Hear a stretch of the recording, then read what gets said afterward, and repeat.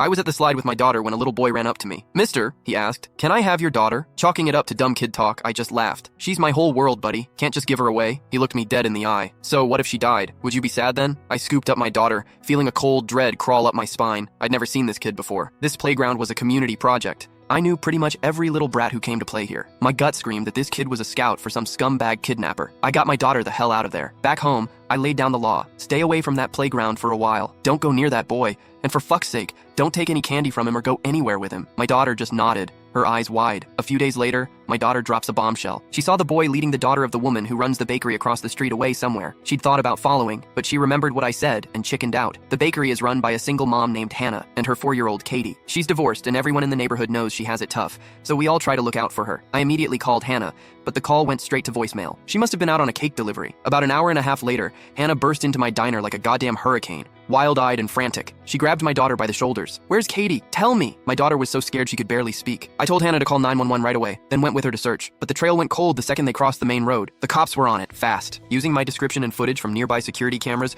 they found the boy that same night. His name was Leo. Leo swore up and down he hadn't taken Katie. His parents backed him up, lying through their teeth that their son had been home all day. The cops showed them the surveillance footage, blowing their bullshit story to pieces. That's when Leo, the little shit, finally mumbled, "I'm not 12 yet, so I don't have to go to jail, right?" Leo led us to a derelict construction site nearby and pointed to a small, freshly dug pit in the ground. "She's in there." The cops dug away the loose dirt and found a styrofoam cooler, the kind you get from Amazon deliveries. They pried the lid open. Katie was crammed inside, curled into a ball. Her eyes were wide open, her mouth slightly agape, her face a mask of pure terror. Hannah just fucking broke. She lunged at Leo, trying to tear him apart, but the cops managed to hold her back. The police had Leo recount the whole thing. His clarity, his step-by-step logic, sent a fucking icicle through my heart. Leo said he found the pit at the construction site and got the idea to bury something alive in it. First, he tried a stray cat, but it scratched its way out immediately. A failure. So, Leo switched his target to a kid. But the hole was too small, so the little psychopath tied 2 shoelaces together to measure the pit's dimensions. Whenever he found a potential target, he'd measure them with the shoelace first before trying to snatch them. He also said he only picked little girls. They were easier to control, and he added, "Their bodies are softer, easier to fold." "Did you kill her first, then put her in?" one of the cops asked, his voice tight. Leo shook his head. "I had her lie down in it herself." He'd set up a sick game. First, he had Katie lie down in a couple of big cardboard boxes and gave her chocolates,